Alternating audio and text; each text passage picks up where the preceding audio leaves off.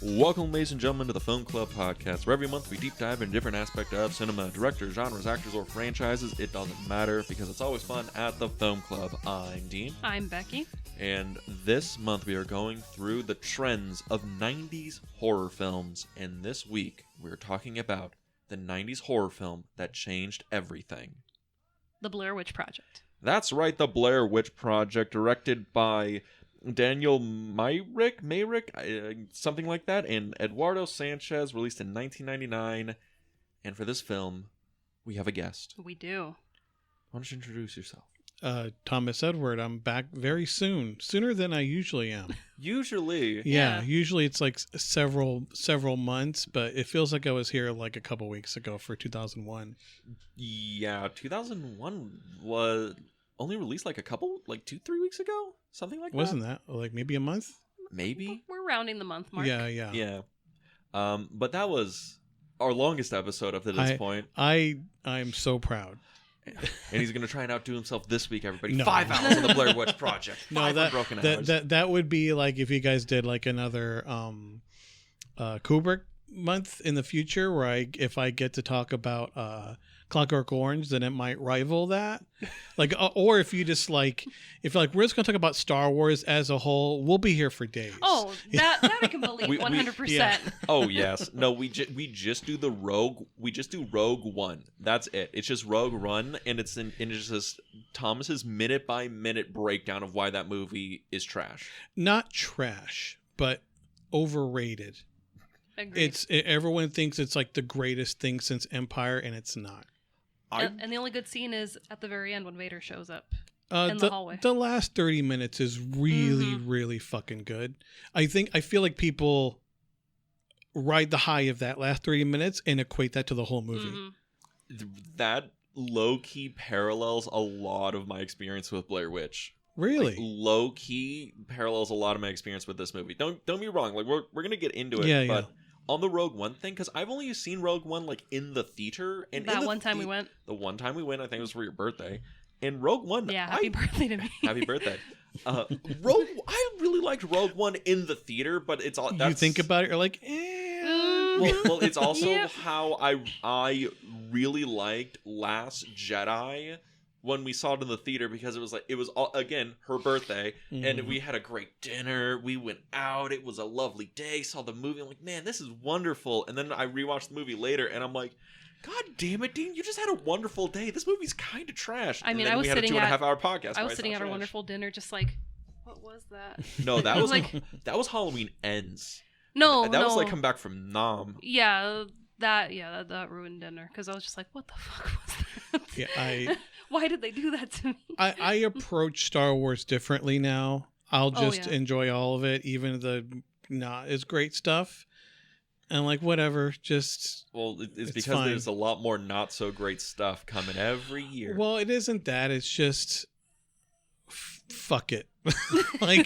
like the world's shit. Like, I'm just, even the stuff I'm not as crazy about, I'm just going to enjoy anyway. Obviously, the better stuff I'm going to enjoy way more. Mm-hmm. Like The Mandalorian. Like The Mandalorian or Ahsoka or that was a really good show. Andor especially, which improves, which makes me like Rogue One more. Mm-hmm. But anyway, we could talk about Star Wars all day. Yes. On the Blair Witch episode. Welcome to the Star Wars Project. Yeah. Well, what else was released in 1999 that changed everything? The Phantom Menace. So this is true. To lead in here. 99 is a stacked fucking year. Also, for music, The Fragile by 9 Inch Nails. Ooh. FYI. You know what? Also, Genie in the Bottle, released this year. Ooh, that was a banger. Rub it the right way. I remember that. Listen, you were bumping that on the drive to go see Blair Witch. I just, everyone else was but me. I was just listening to The Fragile on endless loop, and everyone else is listening to that. But it's fine. It's catchy. I get it. All right, but yeah, we were talking about the Blair Witch Project today. I know people are probably a little confused. Like, what happened? They went full Disney. Things happen. But yeah, so this movie I think it's widely considered the movie that killed like slasher films and like big studio films in the 90s, right? Because Scream brought them back, Blair Witch came out, and then after that, It was all about found footage. it was a lot of found footage films got made like right afterwards. The biggest one would be Paranormal Activity in like 05, 07. Cloverfield. Cloverfield was also like an 05-ish film. It's weird because it's not like right after. No, Blair it Witch. took some time. Like I was in Paranormal Activity like 2009 or 2010 or something. I could have sworn it was way later. I I think think it's so. I remember it being a lot later. Yeah. If some reason in my head, 2007 stands out in my head. Maybe 2008.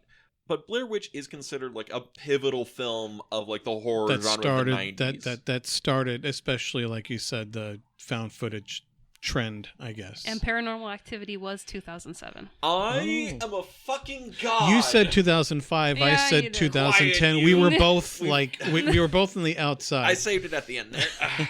But yeah, It was in the festival circuit for a while. it's true.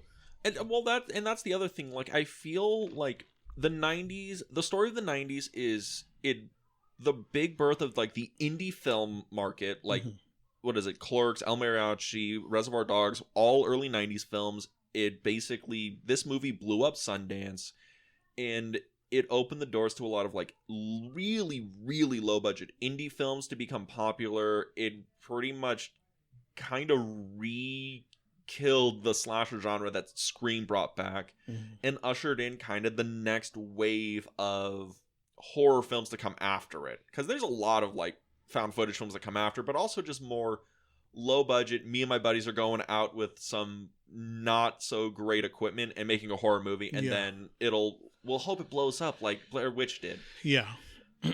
But I'm curious because Thomas, you have been lobbying to put Blair Witch for a while. Like almost as long as like The Last Jedi or 2001. No, I've been thinking about this for a while, and this for some people, both of you maybe, because I don't know what your final verdicts are, but I'll share this, and I'm gonna I'll ask you, both of you first. Okay. If you could, in no particular order, could you name your top five favorite horror films of all time? In no order? Yeah, because I know the Yeah. order just that's impossible. My question is, my favorites are the ones I think are the best, because those are. I think we did this before. Like your favorite Fincher and the best Fincher are two different movies. I guess to be more specific, when I say your favorites, the ones that can still scare you or make you spooked, uneasy, whatever. Oh yeah, I got those in the back pocket. Yeah. Okay, well let's hear it, because I feel like when it comes to horror, that's what really matters. Okay, yes. Off the top, rattling 5 off the top of my head that still like freak me out. It's like The Thing can still creep me the fuck out. Like it's one of those things. Like that movie just makes me feel cold. Like that movie builds an environment and just like it creeps me out. Nosferatu, the original, like Max Schreck, Murnau. That movie's literally one of the greatest films ever made.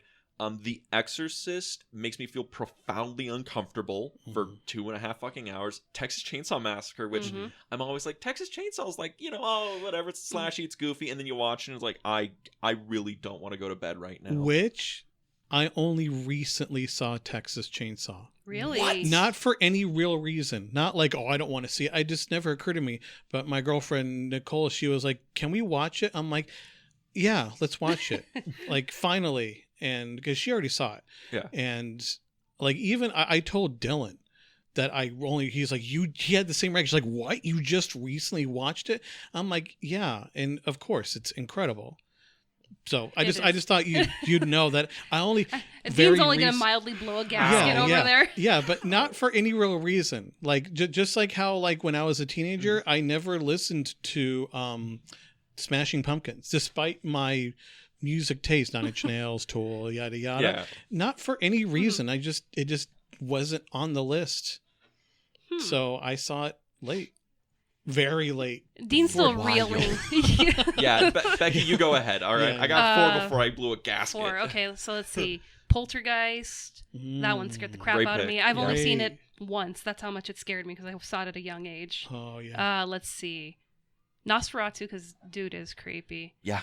Dawn of the Dead, the remake.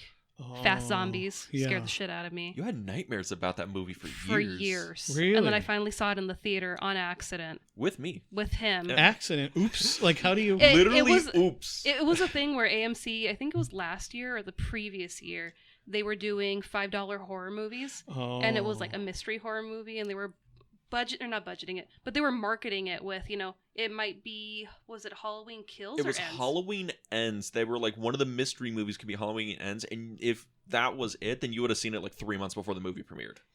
And for $5. So we're like, okay, cool, let's go watch this. And we're in the theater and we're excited. And the opening card came and it was from Dawn of the Dead. And I was like, oh shit, I gotta watch this on the big screen. Wow. It scares the crap out of me. And then I watched it and I'm like, oh no, this isn't that bad. So I was like, all right, you're fine. That was a movie that you built up in your head. It was Yeah. bad. Years. It was years of nightmares of, just being chased down by zombies. Wow. So let's see. It was, what am I on? 2, 3? 3. 3. Texas Chainsaw, because that is terrifying. That premise of, being attacked by a chainsaw. And I understand that these, like any list, can change. Oh yeah. When a Stranger Calls. The remake, not the original. I saw the remake. I never saw the original. It didn't scare me, but It scared me because we watched it at home and I was like, that's really good. That's a good premise. And then, when they finally figure out how he gets into the house, they leave the garage door open. I went down to my garage to go get sodas, and my garage door, the interior door was open, and then our big door was open. So we'd just been sitting in the house watching the movie, and it was the same thing that was happening in the movie. And I was like, oh my God, I'm not sleeping tonight. I was like, this is so bad. I wonder if I'm not mistaken. Granted, I saw it like on DVD, like shortly I have after it DVD, came out. Yeah. This my memory could be shitty, but was the villain Tommy Flanagan? He's the Irish guy with the scar. He has a scar. Okay, Yeah. but like they didn't use his voice. I was like, why didn't you use Tommy's voice? Like his really cool voice. He was like some other. I could be wrong. Like I only saw it once way back when. I'm like, If I had to put money, he probably can't drop the accent. yeah, I don't think he can. But Yeah.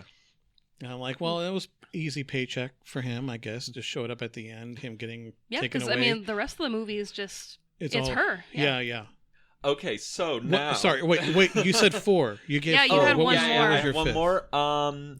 Okay, if we're talking about a movie that like That's still that I don't yeah. know if it's would still do it. I saw it like once. Was I'm gonna feel like I'm gonna sound like such a fucking poser.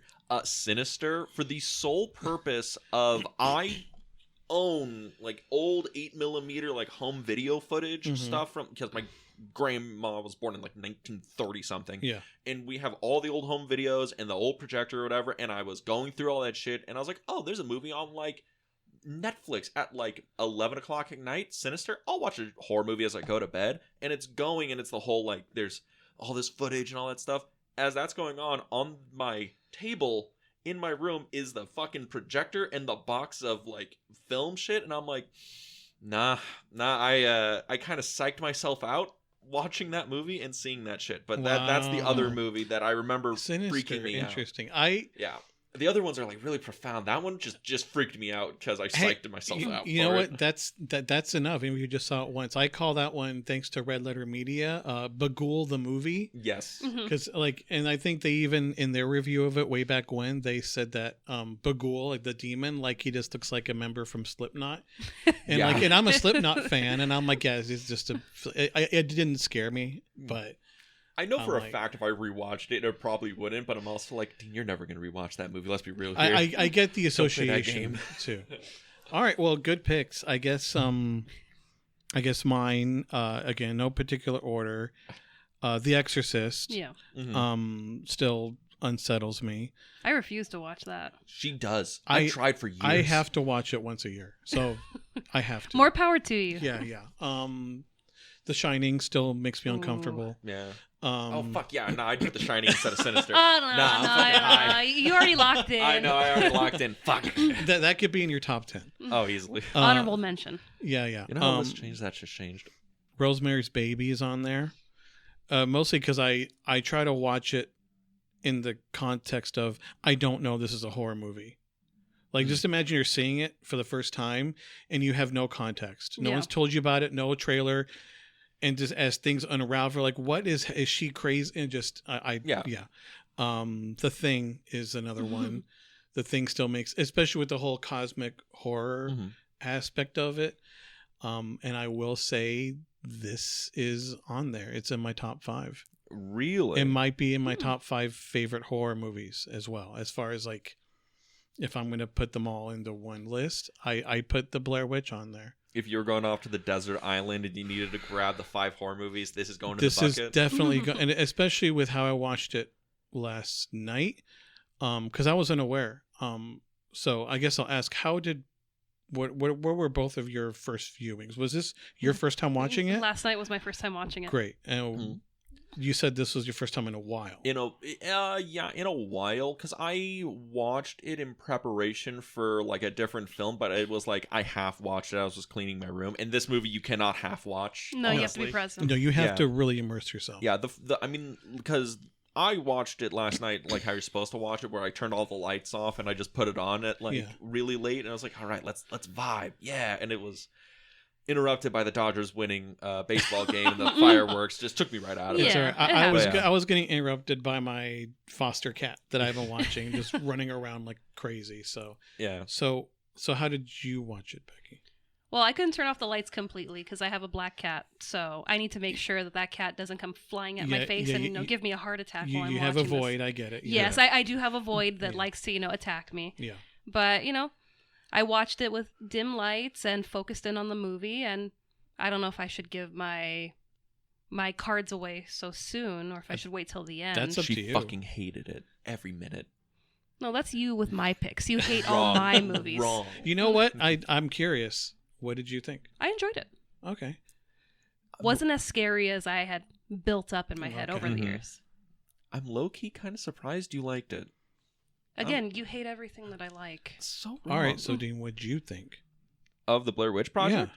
Oh, the first time I watched it, I was like, man, this is one of the scariest movies I have ever seen. And then I've seen it probably 2 or 3 times since then, and I'm like, this is like really good. And then the last like 30 minutes, I think in context of the movie, it's like the last night or the last like 2 nights from that point onward. I'm like, yeah, no, this still fucking freaks me out. The ending of this movie still like fucking gets me like every fucking time.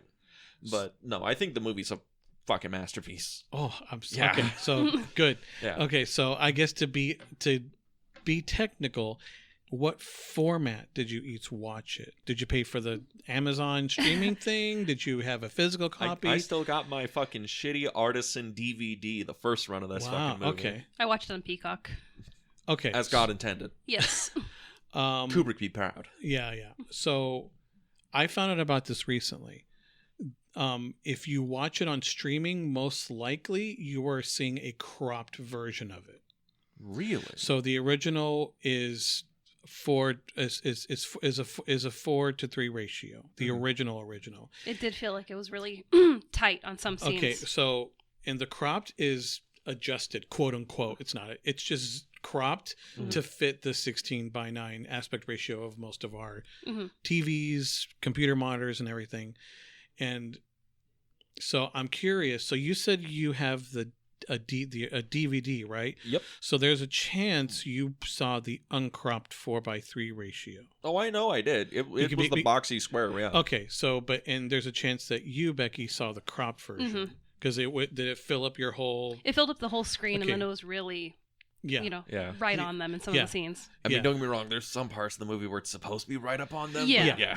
But okay, because I was curious because I was able to obtain a copy by other means that was the proper 4:3. Because of course you did. Well, because it's just up on my Plex server if you want to see it, man. I did the DVD rip. But so I was happy that I finally saw it that way, forgetting that was a thing. So, but it's okay. So, I was just to nerd out a little bit. No, you're good. I get you, but I have to ask you, sir, because you've been lobbying for Blair Witch Project. Now we know it's because it's one of your favorites, still scares you, but you saw this in the theater. Yes. Once again, showing my age. Life happens. At least you didn't see 2001 in the theater, all right? I wish. Thomas would be how old if he saw 2001 in the theater? Like old enough to comprehend. I'd have to be in my 50s at least. Oh god, yeah, you'd have to be if you saw 2001 in the theater, you would have to be maybe in your 60s. Yeah, 60s. Yeah, because old enough to well, god, you could be 30 and not comprehend 2001, but whatever. That's true. But you saw it in the theater, and this is a thing about Blair Witch specifically that I don't think exists anymore. Is the true blue like early internet viral marketing where a studio was able to lie to an audience and the audience was able to kind of like actually believe it successfully of this is like real shit. We're gonna show you some literal found footage, some kids died, showed it on the and I'm curious, was that shit like real? Did you believe they were dead going into it? I fully believed it. So yeah, you're right, this was like the first viral quote unquote thing. I was on the internet enough to loosely follow it, mostly from because I didn't have a computer of my own. I relied on friends. I relied on the piece, the library at my high school because I was 17 when this came out. So I was a junior in high school. Hang on, excuse me. So I was obsessed and super excited, and the marketing was so fucking good. I thought it was real. Same. I totally thought this was real, and I needed to see it. Like I was talking about it with my friends endlessly for weeks, and I saw it opening night, and I didn't stay all the way to the end credits where they give you that little disclaimer: "This is fiction." So, because it's like that's the last frame of the credits. Yes. So all the way through to the next midday, I thought this was real. So I'll tell you my reaction to, post, after seeing the movie. I was terrified. My best friend, who's still a best friend of mine to this day, funny enough, his name is actually Blair. I'm not kidding. Yeah. He went with us. It was me, my friend Blair, my other friend Brian, and another friend, a different Brian, that thought it was stupid and lame. He didn't get it. I mean, that was like the reaction of a lot of people. It was one of two. There was no gray area. Either this is the scariest film ever made, or this was a movie about three dumbasses in the woods. Like I don't get it. That was stupid. Like that wasn't scary at all. Like just like, but my friend Blair and we were on the phone with each other till like 3 a.m, terrified because both of us were in the same boat. We thought it was real. When I did sleep, I slept with the lights on. I'm not kidding. I remember seeing my room being terrified. Yeah. Because the film is fucking effective. Oh, yeah. Because you can make arguments about it not being entertaining. Because entertaining is relative, right? Yeah. But it's effective. Yeah. I can't see somebody like actually giving in and watching this movie and not getting a little like creeped out by the ending. The ending of this movie is like the master stroke of this film to me. But it is just interesting because don't get me wrong, I respect the hell out of you, but I always found you somebody who's like maybe like cynic's not the right word. What's the people who don't believe in ghosts and shit? Skeptic. A skeptic. A skeptic. I always found you to be somebody who's more like skeptic, like that's some bullshit. I'm not going to get convinced by this. And Blair Witch getting you. I mean, if I were to put a label on how I feel about that stuff, I'd label myself an open-minded skeptic.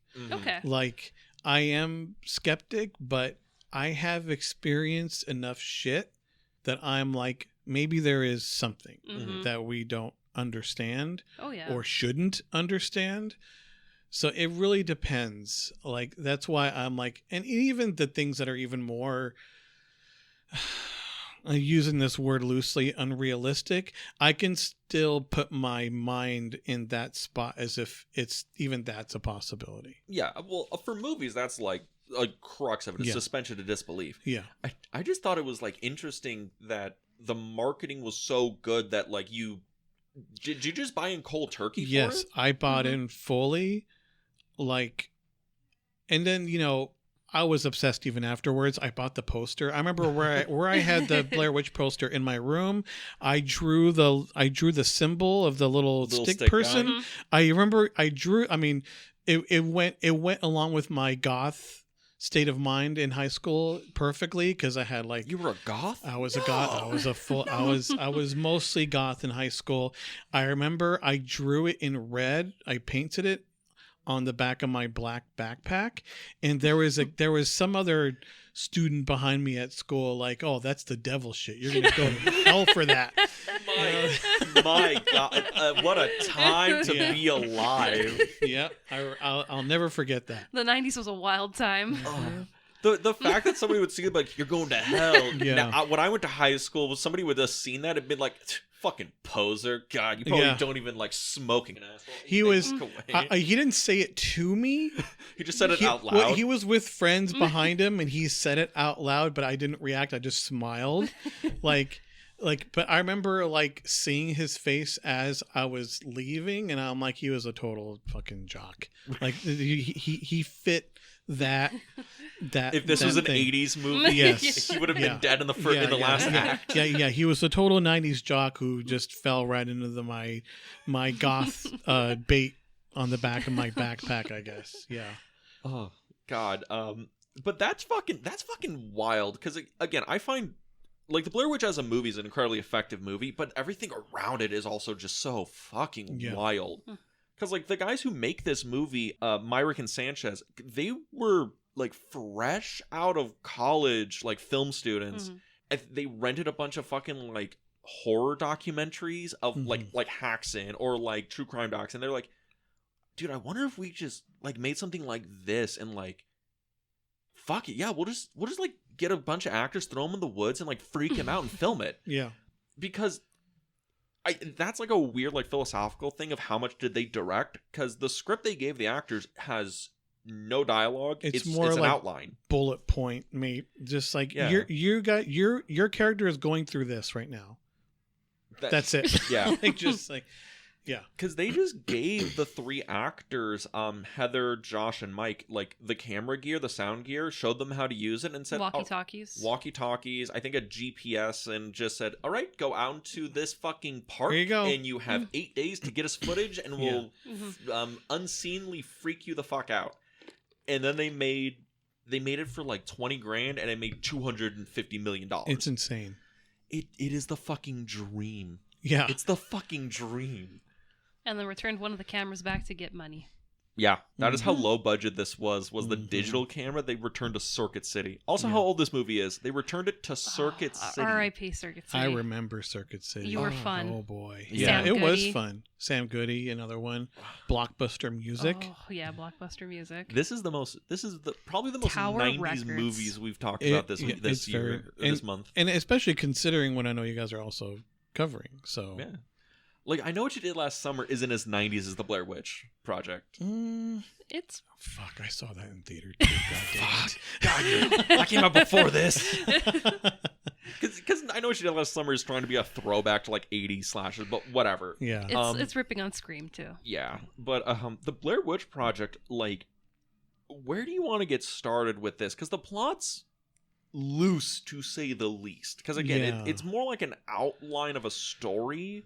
That's what they were working off of. And a lot of the dialogue's like improv, but I do like how it opens, where it's just the blackboard, white text. In 1994, 3 film students went out to the woods and they have gone missing. Their bodies were never recovered, but their film was. And this is the compiled footage of some shit. How's it make you feel that you were born in 94? Oh man, I felt like, man, this wouldn't have affected me at all at this time. I would have been fine. She wouldn't have gotten me. It wouldn't have gotten me. Again, I'm talking about the suspension of disbelief. Like, I've been out in like rural parts of like the world, and I'm like, man, I wouldn't have gotten fucking lost in these woods. What the fuck are you talking about? Like, you can still see through the tree line. You're fine. I didn't see this movie until yesterday. And it was strong enough marketing that anytime I went hiking, especially with you, made sure that I had a GPS going to get us back, because I was like, we're going to get lost in the woods and it's going to be like Blair Witch.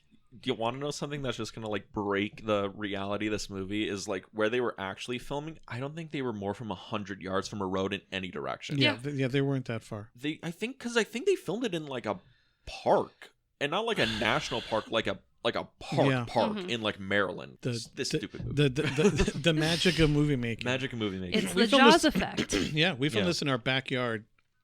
Like, I mean, Yeah. they Basically, pretty much did. And the movie made so much fucking money. But again, I love how it opens because it does get you into the mood. It's kind of like the opening of Texas Chainsaw Massacre of like, you know, these kids went out and they all died and this is their stories and shit. But then we kind of get to meet the actual characters, and I think this is really the crux of the movie, and whether or not you're gonna like get behind the movie is if you can vibe with these three people, because it's just them for the whole thing.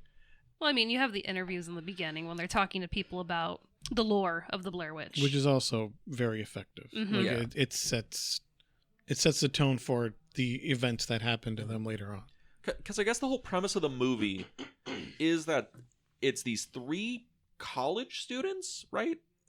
I'm pretty sure they're college students. They're called film students, right? Yeah, early 20s. Yeah, there are these three college students that are going out to the city of Blair, Maryland to film a documentary about the urban legend of the Blair Witch. And they're going to go and interview the townspeople and then go out to the woods to scout the area and film some footage of like, here's where the Blair Witch was sighted and all that.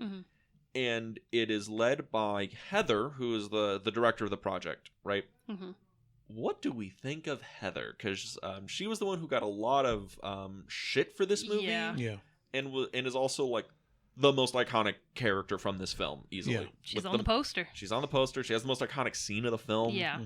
Well, I mean, when you think of the Blair Witch, you think of that scene, you know. The snot scene. The snot scene. The snot scene.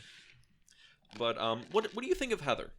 Boo, as a woman in film, did you feel seen by Heather on this piece? I don't know if I felt seen, but you know, having visited you in the film department, yes, she felt like a lot of filmmakers that, you know, we've met and we've worked with, and it's like, let's give her a chance. I was like, oh, Heather, I can't, you know, I wouldn't know how to get myself through the woods either. Like, I wouldn't. She's very, I mean, she reminds me of a few people I've known, myself included. I mean, I was never an official film student, I guess, but it's young, pretentious, tenacious, independent filmmaker. Let's just see what happens, and I know what I want to do. We're just gonna get it done. Yeah, like kind of. I mean, even maybe if she doesn't know it at the time, at whatever cost, get the shot, pretty much. And that's why she's not all female filmmakers. No. She's just some that are just really, you know, I've got this, I'm going to do this. And it's just like, you might need some help with that. Yeah, which I can appreciate. Yeah. You know, I think... I don't even see her as like, this is a female filmmaker. I see her as like, no, this is like everybody who went through film school. Yes, every film student that has their vision, and they're just like, I want to make this. This is how it's going to be. They think they're making fucking Citizen Kane, and it's like, you are making a fucking thing for class. Yeah. You know, because I love that, because when she does the whole, like, when they're at the cemetery, and it's like, Blair Cemetery, and she puts on, like, her news broadcaster voice, and she's talking so self-seriously about the whole thing. And it's like, oh God, I was that guy. Oh, I was that asshole. I mean, you still do it when you write a script and you send it to me. You're like, boo, it's not Citizen Kane, but, you know, give this a read. I'm like, oh, okay. At least I've acknowledged that it's not Citizen Kane anymore. No. Essentially what you're doing is, this is not Citizen Kane, but this is Citizen Kane. Yes. Yes, the difference is Heather, though, probably believes she's making Citizen Kane. Boo, I have a vision, and it's called War of the DJ Part 4. Oh, God. But you guys just kept those going and going. We'd made like 3 of them. But again, Heather is just like very interesting because she's the protagonist of the movie. She's the one we're mostly following. She's the one who actually has like a real arc of the film, because she goes from this incredibly self-assured, confident director person to, by the end of it, just like completely broken down. Oh yeah. Like just done. And it's almost a thing where like she was the strongest too. Yeah, she was the strongest, but it's also a thing like is it her fault they're here? Is it her fault it's like this? Because there's a certain point in the movie where I'm like, I don't know if she really wants him to get out of the woods that fast, you know? I think at first, she wants to be able to take her time, get as much footage as possible, but and she does lie, and she admits to lying, like, yeah, we're lost, but no, we're totally not lost. We're good. Yeah, we're fine. there. Don't worry about it. They're like, are you sure? We were walking for 2 fucking days. We have no food. No, we're not lost. It's just over here. It's like, I know how to read the fucking map, guys. Yeah. And I'm like, honey, you said in the last scene we're off the map, and you're still walking to get back on the map. Yeah. I mean, I place some of the blame on her, but not all of it. No. Yeah. I guess then that leads us to somebody who probably has a little bit more blame in this is Mike. Mike's the sound guy. Yes. Yeah. Who I think Heather is just meeting now. Yeah, he's a newcomer. Because he strikes me as, like, he's not even like a film student. He's just like a guy that answered a bulletin board thing. Like, they posted like, hey, 2 film students need a sound guy, and he just like answered the call. Because he's really confrontational with Heather, like, from the get-go. As soon as things go wrong, he has like zero confidence. He doesn't really know them at all. I think if anything, he is a film student, but not their class. Not their class, like, or someone who just does it on his own time. Because I obviously Heather and Josh know each other; they're already friends. Yeah, but yeah, he's the new guy. Would you call Heather and Josh friends? That's how I read it. At least they are friendly classmates, and they know each other already. But they all the film starts out of Josh filming her. Yeah. Like, they already are cool. Like, especially you could tell with how they talk to each other, how they interact. They seem like they know each other, and they're at least friendly. Yeah, friendly acquaintances at the very least. The reason I bring up the whole Mike thing of, like, people to blame, because he's the guy that fucking loses the map. Yeah. Yeah, he also loses it first. Yeah.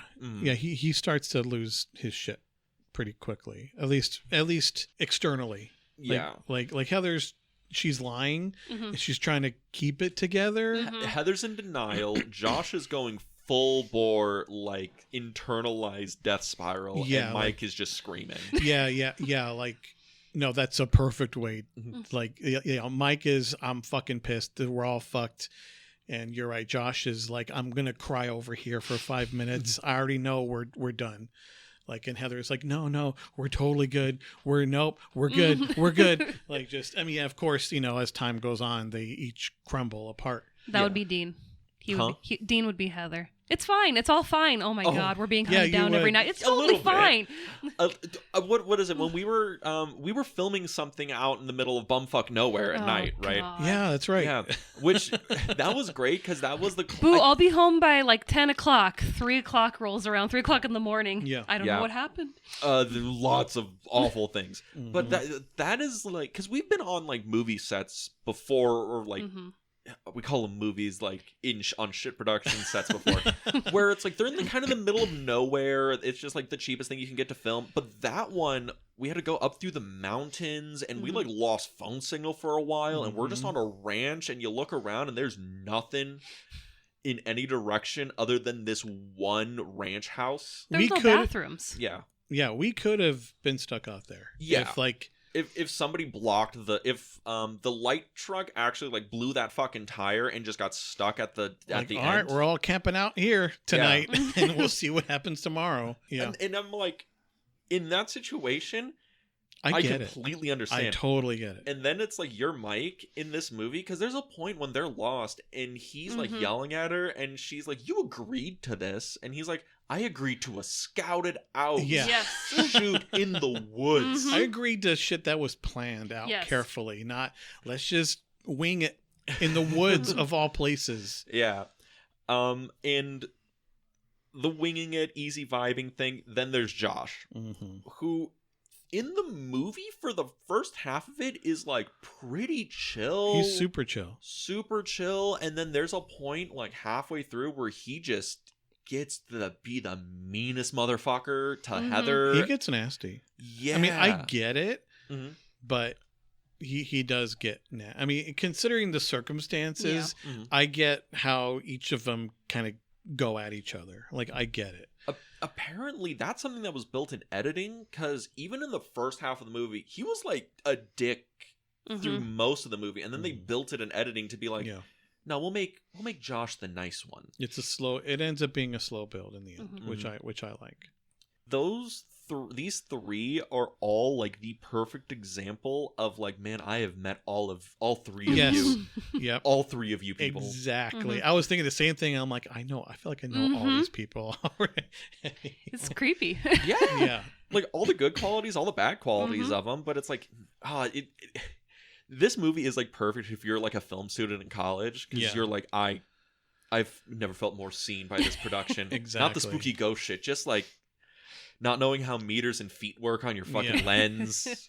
The sound kind of shit. Yeah, like even Josh like, I used the camera once. She's like, I thought you used it a bunch of times. I used it once before. Like, just, I don't know how to use this shit. And it's common. Like, I've known, I know two people who have worked in the industry. Like, one of them worked with Fincher on Fight Club, worked with Michael Bay. This is common. Like, just people that don't know shit, despite the fact working in this industry for a couple decades. Like, to tell you a quick little side tale to relate to this, there's this person, I won't name her, but she was a costume designer going way back to the early 90s. She lucked out. She had a mentorship, yada yada. So she got to work on Fight Club and all these, and I told her a story that happened to me on a gig that I got on Thanksgiving Day of 2019, and I worked this gig out in the middle of nowhere for a music video. And keep in mind, especially at that time, I never worked on a real set with funding and like where and unions. Yeah, like unions, and the camera is an airy, like high level shit. And I was just a grip. I'm using this term lightly, grip, quote unquote. I didn't know what the fuck I was doing. And at one point, the camera op, who was super cool, he asked me a simple thing, and this is embarrassing for me to this day. He asked me for a full apple box. I had no idea what the fuck he was talking about. Because I never got any real set. That was my first real set experience. So what did I do? Oh my, I can't believe I'm sharing this. I grabbed something, but I did not grab a full, any size apple box. I grabbed a brick. I grabbed a battery. I grabbed a V-mount battery for his camera. And he looked at me and he was like, no, that's a brick, a full apple box. And he was totally cool. He described what the apple box was. And I'm like, I'm such an idiot. So, but then I told that story to this friend of mine who's been working in the industry. And she was like, that shit happens all the time on set. I've seen it. Guys who are grips, all, PAs, all of them, they forget or they never learned the official lingo. It happens. Don't worry about it. I'm like, okay, it's fine. So watching Blair Witch, especially with that experience, and then with our experiences of working on super skeleton crew shit with like almost a budget just enough to maybe pay cast and food. Yeah. Like, people not knowing what's what is insanely normal. Like, even like the camera operator, like, I used this camera once and I don't know how to fucking use it. I don't know what this is. Like, that's super normal. Believe it or not, people listening. Yes. It's so normal. And it's like, and it shows up when they're doing like the documentary stuff, right? Like the interviews in the town. Yeah. Which some of them are like super effective. Yeah. In some of them, because I thought like, okay, these are like the director's friends for the most part, and it's like they're like, hey, stand here, give the spiel or whatever. And then I'm like, and then I find out later, only like 2 or 3 people in that entire interview section are like actors. Everyone else is just people in town. Yeah. They just asked them. Yeah. What is it?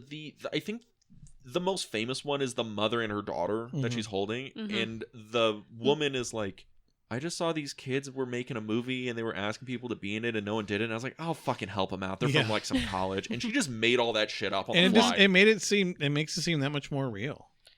And the little girl's trying to cover her mouth. No, I'm scared. Yeah.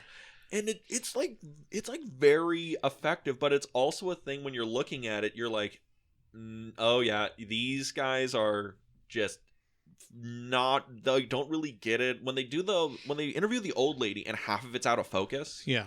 And you're listening to it and it's like, is the fucking sound out of sync? Yeah. I don't slightly. It's like it lit just a little bit out of sync. But like the interview section is like really good, and it kind of sets up the whole tone and atmosphere of the whole movie. Did you enjoy the interviews? Did you have a favorite? Where's your favorite glasses guy, or was it the fisherman? I mean, the fisherman was funny, but no, I think it was the Bible lady. She was just a little spooky. Mary. Yeah. It's I agree. It's like you feel like if we're talking about this, it's a documentary. That's who you want to hear from. Yeah, and I like I think it was the old man that like, how do people, like, she was this crazy lady that over here, she's apparently saw her. Oh, how do people see her? Crazy. Like this, and then the perfectly timed cut. Like, oh, here's where she is, and then I don't know how to open up her gate. Yeah, her twig gate. Yes, it's great. I listened to like some of the commentary last night, and that woman was not an actor. She was the intern for the film.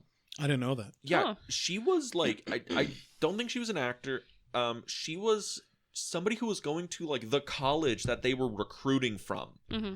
And she was like this old lady who was taking some classes there, and they were like, do you want to intern on the film? And she was like, sure. So she was like making copies and getting coffee and shit. And they're like, hey, can we go film at your house or whatever for this? And that house, the gate trailer, or whatever, the trailer, their art department's like, we didn't do any of that. That's just how she lived. And she just winged that whole thing, and I'm like, that woman needs an Oscar. Yeah. Best supporting actress, please. She'd beat out Anthony Hopkins for least amount of screen time and the most Oscars. But I mean, that's so college too, where you go and you have classes and it's not everybody your age. You're in there with, much older people sometimes. I remember when I took my first film class. Oh my God. Film photography. There was an older woman in the class with us, and we were learning how to open up film canisters and put them in the cameras. And she was like, yep, it's my time to flex. She got it. She did it. And all of us are sitting there struggling, trying to spool it through. I'm like, what the hell? How do I do this? And she's like, been doing this for years. It feels like I just did this yesterday. And I'm like, and then I think she dropped the class like the next week. She was like, oh, it's too much work. She only wanted to do the part she was confident in. Yes. You had the opposite experience that I had on my first quote unquote, it was a film class. Shit, we're going back to like 2014 or something. What ended up being the film class I took later on, with my professor Laura, same class, but different professor. Yeah. But it was the professor that was heavy on notes, and that's, you guys know me. Yeah. I'm not a note guy. Mm-hmm. If you say, all right, we're going to teach you how to do this. All right, write it all down. Like, what the fuck? No, just tell me. Just can you give me the fucking camera? Like, just make me do it. Anyway, that was a full packed to the brim class. Yeah. And then, everyone has their intros, where everyone stands up. And there was at least 30 people in that class, not including myself. There were 2 other people in there that cared about film. Mm-hmm. To any degree, like they want to be filmmakers. Everyone else could give 2 shits. I'm like, what are you people doing here? Yeah. And there was this older woman, I'll never forget her, because we were all put in groups to like do a project. Mm-hmm. And I was asking them, like, what do you do? One of them barely spoke English. And this woman, she was like, I don't watch movies. I'm only in here so I can get enough classes to get the financial aid. Mm-hmm. And I'm like, what the fuck am I doing here? Yeah. Like, and I dropped it. Yeah. You were the people. You didn't wait the 2 weeks to just have that class of 30 go down to like 6 people. No, I should have, but I'm glad I didn't, because then, fast forward, if I didn't take, the class with Laura down the line, I wouldn't have met you guys. I wouldn't have met Dylan and everyone else. Mhm. So the stars aligned in that way. But I was done. Yeah. I remember I stayed long enough for that first break. On that break, I walked home. I was like, I never showed my face there. Oh God. To go off of Thomas's, class experience with people that, don't know what they're doing. And it does kind of tie into this. So to get my certification as a professional photographer, I did have to be an intern and take, a class on at school and, help intern, these students. And it was basics. It was basics, learning how to use a digital camera. And in the day and age that we are, I'm like, that should be super easy. A lot of these kids have never, dealt with a Polaroid or even a disposable camera. So I'm like, okay, digital, awesome. And one of their assignments was, okay, we're taking you guys off of autofocus. You guys are going on to manual. Go outside for 30 minutes, take pictures, and practice your focusing. And I'm like, all right, it's going to be super easy. And they're like, yeah, once they come back in, check their pictures and let me know if, they did. And I'm like, God. That's so easy. I'm just going to have to scroll through like 10 pictures. So I get called over to this guy and my professor, she's just like, all of his pictures are blurry. And I'm like, no. I'm like, get out of here. No. And she explained it too, step by step, how to do this. And I'm like, there's no way.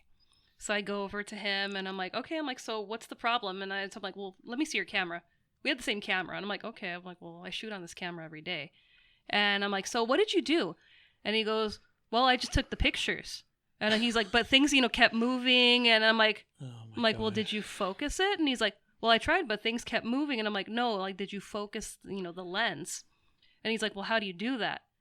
And I'm like, okay. So I took his camera and I just slightly shifted. He goes, how did you do that? And I'm like, oh my God.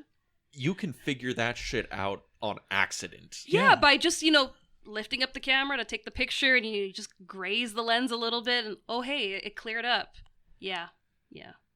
So after seeing them in the movie last night, I was like, I lived this. What's Josh's excuse for having this shit out of focus? What the hell is wrong with him? He's a film student. You think, like, I've got it. I know how to do this. I was like, nope. Like, just like, ooh, what direction do I turn this at?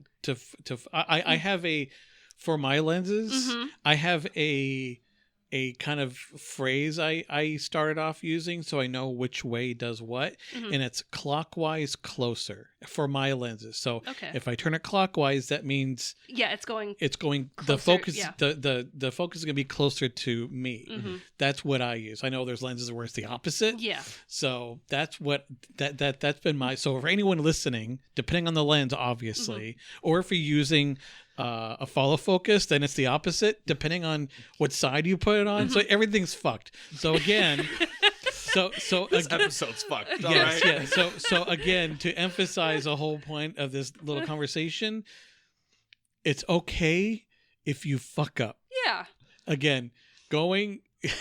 That is the explanation of the Blair Witch Project. Yes. They got lost in the woods. It's okay if they fucked up a little bit. They died, but what are you gonna do? Did they die? They just got lost in the woods. They never found their bodies. Here, if I may, gonna harken back to our last Jedi episode. quoting. We're never getting into the woods. No, yeah. We're never getting into the woods. Like those students shouldn't have. They should have never gone into the woods. Quoting Yoda from The Last Jedi. You should know what I'm going to say. The greatest teacher failure is. It is. Just pay attention. So if you're on a set, you're learning how to use a real fucking camera and not your phone. Yeah. And you're trying to learn manual focus, which is what you should be doing anyway. Unless you have a magical camera. Like, just teach yourself these little things and you're going to fuck up. Not every still is going to be great. You're going to get 90% blurry images. I think one of the biggest things that I've learned through photography, through making movies, is getting over that fear of just asking questions. Yeah. Because it's like you want to be, oh shit, I know, exactly what I'm doing. And then it's like, oh no, I have no idea. Or Google. See? Yeah. Heather hasn't gotten to that stage yet. No, she's not she's there very yet. bold. She's, I got this. And it's Thank you for tying that in. Yes. See, it all wraps back together. It does. Because, they do the interview thing and they go into the woods, right? And so much of the preceding hour of the film, because they spend the rest of the movie in the woods, right? Well, I mean, it's also not a long movie either. It's like 88 minutes. It's not that long. Yeah, but like so much of the movies is predicated on the fact that Heather refuses to ask Mike and Josh for help, as in just the main sense of like, hey, can you double check the map for me? Or hey, like, do you guys have like, do you remember which direction we were going yesterday or whatever? Because she's very like, we're just gonna keep heading this direction because I say so and I'm the director, right? And there's the whole thing where it's just like Mike can't just like calm down and be like, hey, Heather, I know you're stressed, but like, could I please see the map? You bitch. You know, or it's stuff like that. Because when they go into the woods, this is, I think, where if you don't like the movie, this is the part you don't like, is everything between them leaving town up until like the last night. Basically, is just because it's just them wandering around the woods, yelling at each other, getting more and more lost. They're getting more and more pissed off at each other, more and more pissed off at Heather, and then Mike because he kicked the fucking map into the creek. We didn't even really talk about that. Was he justified? Because at a certain point, you don't get rid of the map. Okay, no. Even if you don't know how to read it, don't get rid of the map. I say this because at a certain point when he's yelling, because I think they're lost in the woods for because the whole movie takes place over the course of like 8 days, something like that. About a week, and they're only supposed to be out in the woods for like a couple of days. Yeah. I think it was like 2 nights. Yeah. That's what they said. They were only supposed to be out there for like 3 nights, 2 days.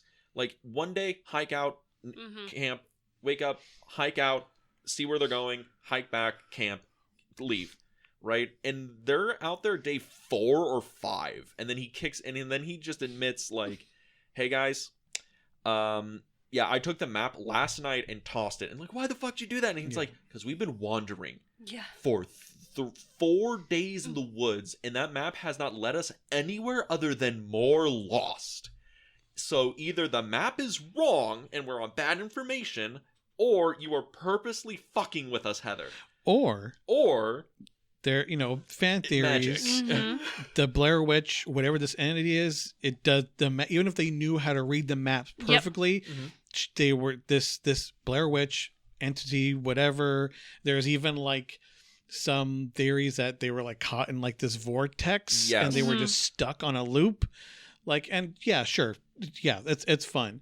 So I think with or without the map, they were fucked. Yeah. They're being fucked. They're already being fucked with. We know this already. Yeah. Well, that's actually even a good question. Like, because we don't see anything in the movie that's, you can argue, is supernatural. There's shit in the movie that's weird. We just hear stuff. We hear creepy shit. Which, again, I don't know if you guys have been in, like, the woods at night. There's creepy shit. Yeah. You don't mess with it. There's don't go in the woods, kids. No, there's an old saying in the wood for like the rural people. There's an old saying in the woods. There's an old saying in the woods. Is Dean the witch? Yeah, maybe. Right. But there's like an old saying where it's just like, if you're out in the woods at night and you hear something, no, you didn't. You didn't. That's the thing. It's like you didn't hear nothing.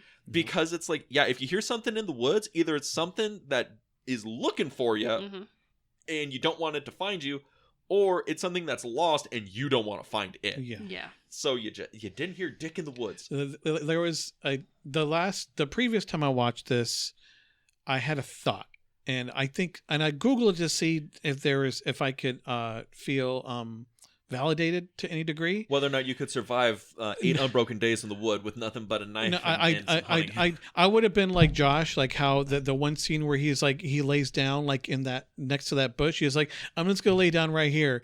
If anyone's looking for me, I'll be under this tree with the vine. I would have been him. I'm like, I'm just gonna lay down here and pass out and die.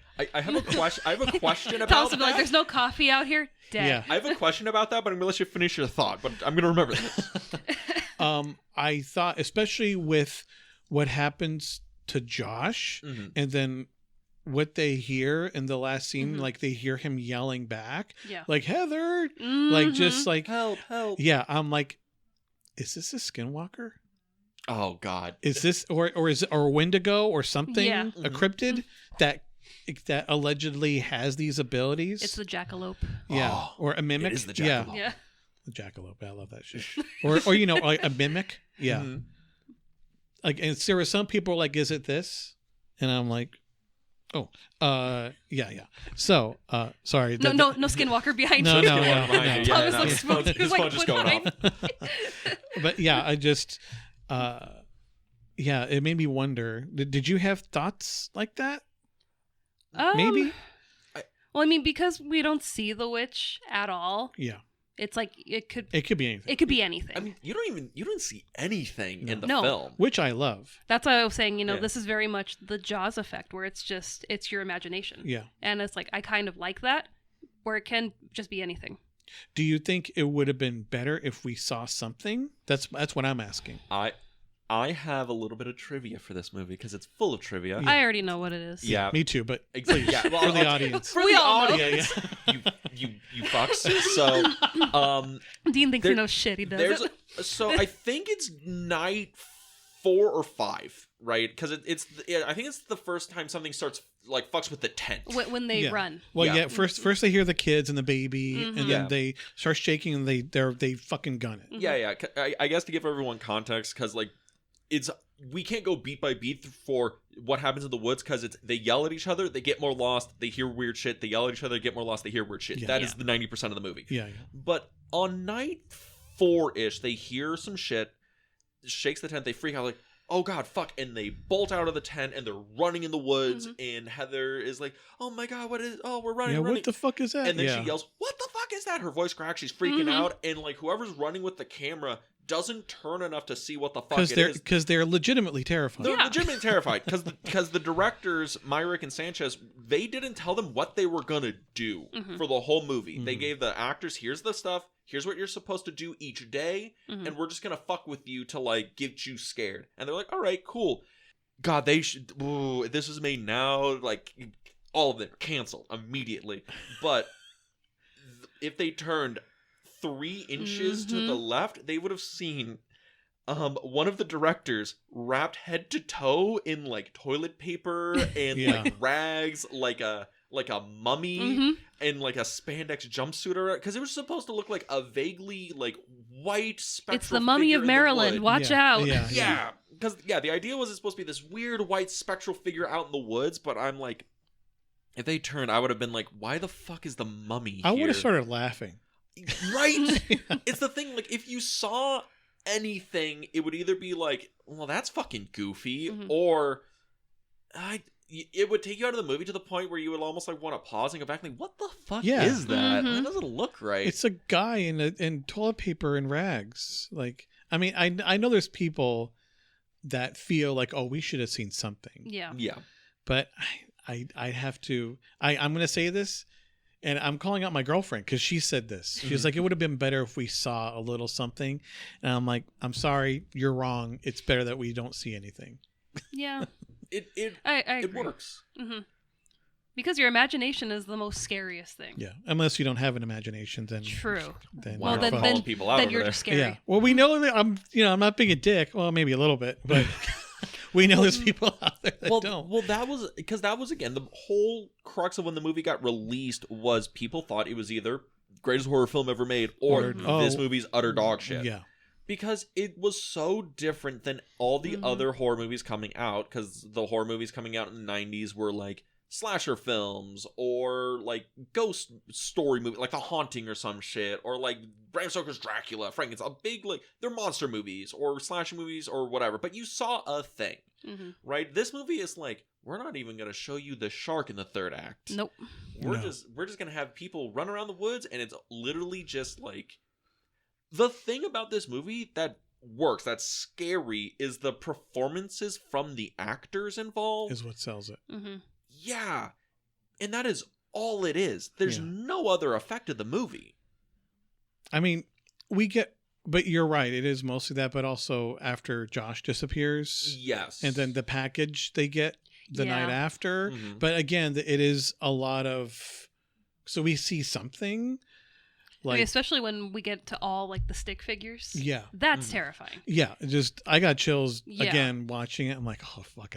God damn it. I love this movie. Like, just. It's like, it's already bad enough you're lost and you're doing this project, but it's like once you finally get face to face with whatever it is, it's like, oh my God. I'm like, I get it. It's just, it sticks. Yeah. But it's just like, hell no. Yeah. That progression, first they run into the rock piles randomly. Even that is just like, oh God. Yeah. What is this? Like Josh knocks one over, which I think what leads to him being targeted. Yeah. There's also the whole thing with the rocks in the woods is because the reason they're going out into the woods is to find Coffin Rock, Rustin Parr's like cabin, or house, which eventually they find, and they're looking for a graveyard. Oh, they found it pretty much, Yeah. Right? And it's like, I'm like, were those stones, were that the graveyard they were looking for, or did they not even know what the graveyard was gonna look like? Because they're rocking out there to find fucking something. Yeah, I think. See, I never thought of that. Maybe they were thinking of a more traditional old graveyard. Like cemetery. So I wouldn't be surprised if those rocks that they found was the graveyard, and then one of them accidentally defiling a grave was enough to get attention. Because it isn't until after that is when shit starts to really amp up as far as their nightly experiences. Yeah, it's because... Sorry, my IMDb just kind of like reset itself on its own. It's the Blair Witch. Exactly. That's what I was like, yeah. Good, we're getting spooked. Just a little bit. Yeah. For anyone, we're not recording this like on a camera, but both of you looked legitimately spooked when that just happened. I was more like, what was that? That's weird. Well, yeah, because my phone went white, and I'm like it should be going dark, like turning off, and it was just, no, it took me right back to the top of the page. I'm like, oh. The Blair Witch is coming for us all. That's weird. I'm like, I didn't knock any rocks over today, so I should be okay. Dean? No, Are you playing with rocks today? Never. Well, never. They're gonna get him. But he that's is wearing the thing. plaid. Oh yeah. Oh wow. I cosplayed for the event. He's so nervous now. A little bit. But that's the thing. Like talking about like the movie escalates the farther it goes on, and I think it's a thing where it's also like the dynamics change throughout the movie. At first, it's Mike and Heather hate each other, and Josh is the guy who's like trying to calm him down. And then it's like Josh and Heather kind of have like their thing, and Mike's like, just let him have his freak out, it's gonna be fine. And then eventually Mike and Josh are fucking like, fuck you. They're and at like, each other, yeah. And Heather's like, guys, calm the fuck down, it's gonna be fine. And it's interesting, like the movie is just like a power dynamic that plays throughout, that changes from day to day. And then they see like rocks and sticks in the woods, and and then this movie makes $250 million. Yeah. How'd this movie make $250 million? God may never know. But is there stuff that happens in the woods that you wanted to talk about? Because I want to save the finale, the climax stuff for later. But is there stuff that happens in the woods during the days or whatever that you want to talk about? Because again, going beat by beat through this is they yell at each other, they get lost, spooky shit happens. Is there spooky shit or a yelling match that you find interesting? I mean, I related to Josh so much when they were, I think it's right before he disappears and they're sitting in the tent, and I think he's the one, or Mike's the one that's like, oh, I got a cheeseburger in my back pocket. They're just they're kind of like, they're really homesick.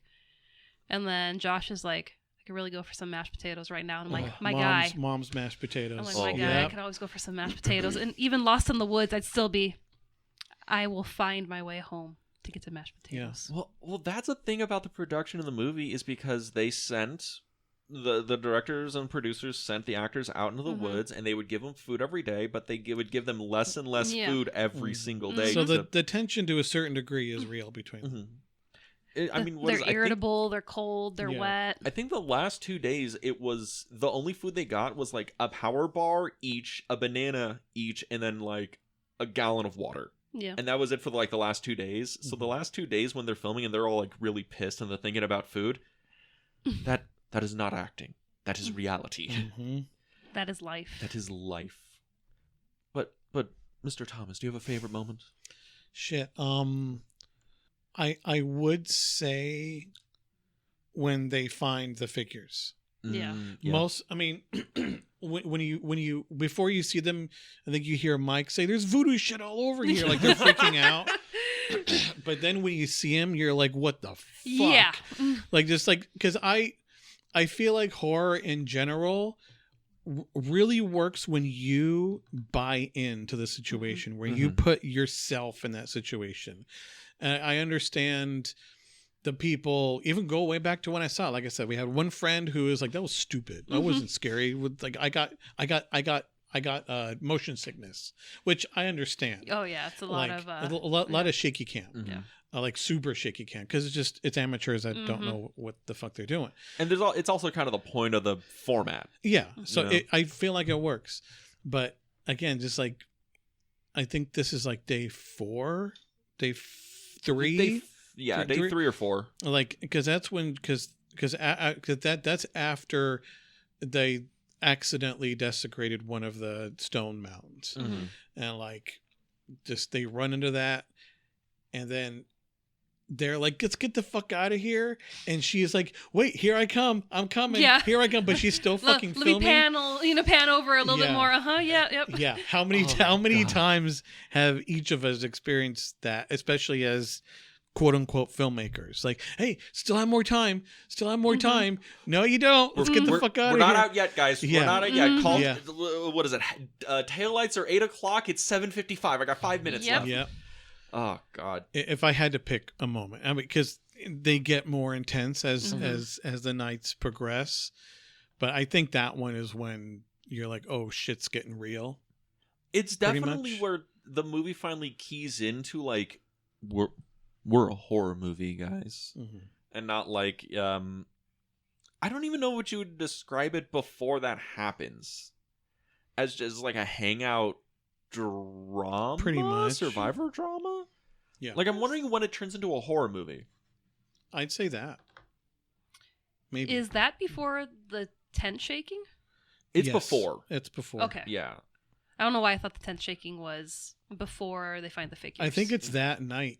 Oh, okay. It is that night. Is when the the kids, and then like a big thing of what sells the spookiness of, because like the whole kid child ghost never scared me. It's what scares me. You're afraid of like real kids, coming over and being like, Papa Thomas, Papa, get the hell away from me. No, but like it's mostly what sells it for me are their reactions to hearing that. Like, oh fuck, like what do you do? Like, and then you're in this tent, which isn't really shelter, and then it starts. You hear them getting louder, like. Because I watch everything with headphones on, so I hear every little thing. And my girlfriend, who I was watching this with, we're watching it through a video thing, and she's watching it with her on her MacBook with the shitty MacBook speakers, and I'm like, is she hearing everything that I'm hearing? Like, she's hearing every little detail. You're quietly judging her in the Discord call. when we started watching it, her light was on full blast, and I'm like, I feel like you're. I gave her a little shit. I'm like, can you turn the lights down a little bit? She's like, yeah, it's fine. I'm like,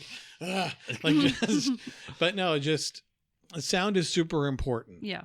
With this, especially because you don't see much. It's mostly hearing their reactions to every little thing, they're breathing, because they're obviously legitimately terrified. Because, like you said, they don't know the actors. They don't know what the fuck the directors are going to do to them. It's a thing where they only. The actors had a very detailed outline. Yeah. Like, it was like 40 pages of like, this is everything that's going to happen in the movie. This is where you're going to need to be for this stuff to happen. And this is how you're going to feel each day, whatever. But all the dialogue's improv, and they only had the vaguest idea that the directors were going to like fuck with, quote unquote, fuck with them. But they didn't know specifics. They had no idea. Yeah. They didn't know Josh was going to get pulled out. No. Which, okay, so you've agreed to be in a film. You were like, I'm going to go out and be in this cool movie with these cool filmmakers. Oh, it'll be fun. Oh, it's an all improv movie. Okay, cool. I like improv, comedy, sports, sure, whatever. Oh, I'm going to film it all myself? Okay. Fuck it. Sure, I like the experimentation. Fine. And I'm running sound, and you guys are going to be in a hotel or Denny's while we're filming, so you're not going to be on set. They're like, no. But we will be, like, giving you secret messages every day at these coordinates, and also we're going to be fucking with you at night. And I'm like, Yeah. Okay. And cool. we're not paying you because we don't have the money. They did pay the actors. Yeah, they did. They did. It was but minimal, like but yeah. it was fucking minimum wage. But it was also a thing like you're doing that. You've already agreed to all this, and then you go to bed after 4 nights of like getting fucked with, of like being lost in the woods, and you wake up and one of your friends is just gone. Yeah. They're just fucking gone. All No their- explanation. All their shit's still there. Yeah. Mhm. They're just gone. When they're yelling Josh, it wasn't like, "Hey Josh, are you coming to Crafty?" It's like, "Where the fuck did he Yeah. go?" Mhm. They are legitimately like, you know, like one of your friends just Yeah. considering the situation, like the way she screams out by both of them. Mhm. And again, like, There's a difference between real screaming and acting and screaming. like, Mhm. yeah, like they're really screaming. And then the last night to lead up to that, like, Jesus fucking Christ. Like just Oh. like hearing his screams of pain in the Yeah. distance. If it is, I think it Mhm. is him being tortured. Yeah. It's the last night. I don't think it's him No. at No. all. He's gone. Yeah. Like especially the care package they Mhm. get, Oh. like the morning after we hear his screams of pain, like it's this where the idea of the Wendigo or Mhm. cryptid luring them in, which totally works, Yeah. worked like a charm. Because like tell us where you know, like, oh, because he sounds fine. Yeah. You hear him say Heather, like if you What's were going on, guys? yeah, like he like, should be able to say, "I'm in a building. I'm over here. I'm but over there." there's no information. No. He's just calling out guys. Like it no different than Mhm. if you guys were here and I was down the street and I was looking for you and you guys were like, Thomas, over Mhm. here. Like but you weren't telling me where. Yeah. Like, I just had to follow your voices. That's it. I'm like, that's fucking not him. No. But it's whatever creature lives in that woods and has been listening to them, and Mhm. okay, I've learned, a couple of phrases, and Yeah. I'm just gonna repeat that. I stole his soul and I have his Mhm. voice now. Yeah. Well, it's like it ripped out Josh's teeth, and I'm like, was it doing that to take his tongue? Is that it? Is that the spooky, scary shit? For a long time until literally last night, I thought it was just teeth. But Mhm. then, like after we watched it, my girlfriend was like, "What was in the thing?" I'm like, "I thought it was just teeth." She's like, "I thought I saw a finger," and I'm like, "What?" And then we looked it up. Well, she looked it up, and then I looked it up, and according to Wikipedia, it's teeth, some of his hair, like from his head, Yeah. blood, obviously, a finger, and his tongue. Oh. Apparently. Oh, okay. So a nice little care package. Yeah, Oh, yeah. yeah. So a little bit of everything. I say all this like the directors just came in and extracted him or whatever. They just like left a secret message for him, being like, when everyone goes to sleep, just Mhm. like walk out of the tent and we'll grab you. Yeah. And He's probably thinking, "Thank God." well, He's like, "I'm done with this. Thank God." well, they grab him, and he was like, yeah, and that's when I found out I wasn't in the movie anymore. Because in the original draft, he was supposed to be in it the whole fucking time. Yeah. And it wasn't until after they started reviewing the footage, they're like, like, Josh being a dick to Heather, I don't know if that'll play well in the third act. We'll pull him out. And they pulled him out and they took him to Denny's. Yeah. And that was it. And he was like, that was, cool with me. I had some Jane's Addiction tickets that would burn a hole in my pocket, so I just went to that. Yeah. But yeah, like, the stick stuff is great scene. Yeah. But my favorite scene of the movie, because it answers a question that always comes up in these found footage movies of, why do they keep filming? Yeah. I was wondering if we were going to bring that up. Yes, because again, you guys have seen found footage movies. I assume you've seen more than a few. Put the fucking camera down and run. Yeah. How many of these movies are just like, I need put the to camera down? document this. Yes. Because there's a certain point where it's just like in Cloverfield where it's Mhm. like, guys, you're being chased down by Godzilla. Just drop the fucking camera. Yep. It's you don't need it anymore. Mhm. But in this one, because they keep yelling at Heather, put the fucking camera down. Like, The entirety of the movie. Josh and Mike are always for a lot of it, they're just like, put the fucking camera down. We're lost. This is serious. And she's like, no, I'm a documentarian. I got to document this. Mhm. And in your head, you're just like, fucking, okay, plot contrivance, sure, whatever. And then it gets to the point where they have circled the woods for fucking 3 days, right? I think it's the halfway point. Mhm. And they realize that they went in a giant fucking circle. Mhm. Yeah. or magic. Yes. And then all three of them had the fucking breakdown. This is where Josh finally goes into being like, what, fuck you, Heather. Here's your motivation. You're lost in the woods. No one's coming to find you. You're gonna fucking die out here. You've ruined us, and like all this stuff. And she's like, put the camera down.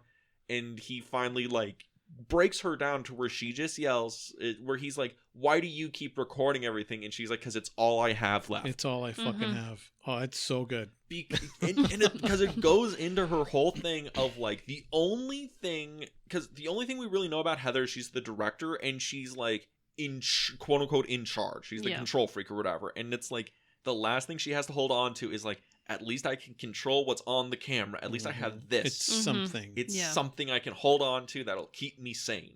Because Mike and Josh have ran out of cigarettes, and they're starting to get angry. I love how smoking is a key factor in this film. Even later on, after Josh disappears, how you see Mike like rocking. He's like, it's okay.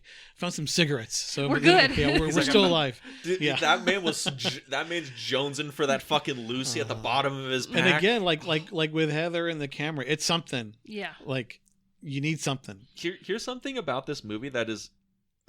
Again, there's some unrealistic things about the movie. Yeah, things happen. All movies like that. The most unrealistic to me is this. Have you ever been around like real smokers, like pack-a-day smokers? Have you ever seen a nicotine fit as somebody who's like yes. like 2 or 3 days without having one? Unfortunately, countless fucking times. Oh God. The fact that they don't go at their throats the minute they're just like, I just had my last fucking dart, and it's just like, you smoked the last fucking Camel? Yeah. I was saving that, you fucking... The fact no one got murdered after the smokes ran out is astounding to me. Yeah. I have gotten phone calls from people close to me asking for cigarette money. Like, I'm serious. Like, they're flat broke. They have no food. They're living on the street. Like, can I have some money for cigarettes? I'm like, that's what you're fucking asking me for? Just like, you don't even understand. I'm jonesing, man. Just I'm jonesing. So, yeah, absolutely.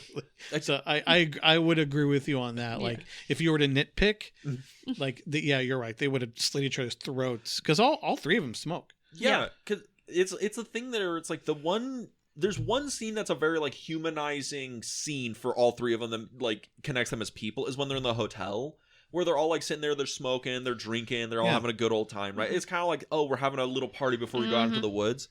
And I'm watching, and I'm just like, man, Josh is fucking shooting darts over there. He's smoking like a Chrysler. The best is when they go and pick up Mike from his mom's house, and he's leaving, and I'm like, wait, is that like... This is like 8 a.m, and that man's got fucking half ash coming out of his fucking mouth. And it's like guys, like, when going on a camping trip, that's a carton trip right there. You're going out like 3 smokers out in the day. Like, that's a carton trip. So kids... If you're listening and you're an independent filmmaker, do not take up smoking. No. And if you do, carton of smokes is part of Crafties. Yes. Bring a whole fucking pallet. Like, just otherwise you're gonna be fucked. I think the big lesson here is only you can prevent forest fires. Only you can. That's something I had a thought of. They could have gotten someone's fucking attention. Just throw a match and let's burn this whole fucking. I mean, they probably would have died in the process, but well, okay, because this is a thing that I was gonna make note of because when you were like, oh, that would be me. I'm gonna lay back by this tree with this fucking vine and under the bush. Under the bush. I give up. Yeah. Now, if you were lost in the woods, and I'm going to preface this, boo, in this situation, you're actually a person who would go out in the woods like this, okay? So if you're out in the woods, how would you actually, like, deal with this if you've been lost for 3 or 4 fucking days? Like, at what point are you just like, well, I guess we're going to light the forest on fire. Light some shit on fire. Someone's got to see it. I'll have to, if it's like all right, I'll be in prison for burning a forest down, but at least I'll be back in society. I'll have as it's been referred to by people who have been in behind bars before, 2 hots in a cot, as they say. You get 2 hot meals and you get to sleep on a cot. I guess. Like, if you're in this situation, because I mean, they do try to rationalize. Okay, we're supposed to be back today or yesterday. I'm not there. My girlfriend's gonna call somebody. My significant other is gonna notice I'm not there. My mom's not gonna notice I'm there. My family's not gonna notice. Also, they got like 15 grand worth of equipment. Somebody's gonna come looking for it. So it's like, yes, someone will notice, but if you set the forest on fire, someone's really gonna notice. Instead of let's just keep walking around in circles and hoping for the best. Like, nope, you got to do something bold, drastic to save yourself. It kind of like I guess it does rain, so that maybe setting it on fire would be a pain in the ass. That might be difficult. Yeah. I guess like what's the John Cusack horror film that I like a lot? 1408, which I think is great. Like he does kind of a spoiler alert. Yeah. He does a desperate thing where he does something like that to get out. He lights the room on fire, and it, for all intents, depending on, there's 2 different endings for that fucking movie. There's more. There's like 5. Oh, sorry. Well, I mean the 2 main. I know what you mean. The 2 main endings. The better ending is when he gets out. Yeah. But yeah. Yeah, I guess. But you bring up a good point. Like, it's been raining, lighting a fire in a forest everything is gonna be all wet and moist. I mean, you do have that bundle of sticks. Yeah, that's true. But yeah, I guess if you have no choice. But again, going back to the fan theories of there's this entity, would that have mattered anyway if they did that? Like, it's a lot like the TV show From, which I never saw. But you should watch. It's a really good show, but it's kind of that premise where you're not really sure if they are stuck, why they're stuck, who's kind of controlling the game. Yeah. But it's like every time they try to be smart and they do something and it pisses off the game, and the game's like, I'm going to punish you for doing that. So it's like, had they set the fire, I'm sure, someone else would have gone missing. Something would have... They would have died in the fire, literally? Yeah. From is a show that reminds me a lot of Lost. It kind of has almost the same premise, but I have more confidence in From because the sins of Lost, I feel, have been learned by showrunners. 100%. The mystery box. Hopefully the sins of Lost have been learned. No, it's been so good. You got to get back onto the train. I know. The first season was actually pretty good. I liked the first season. I never actually sat down and watched it. It's on Prime. Yeah. We'll see.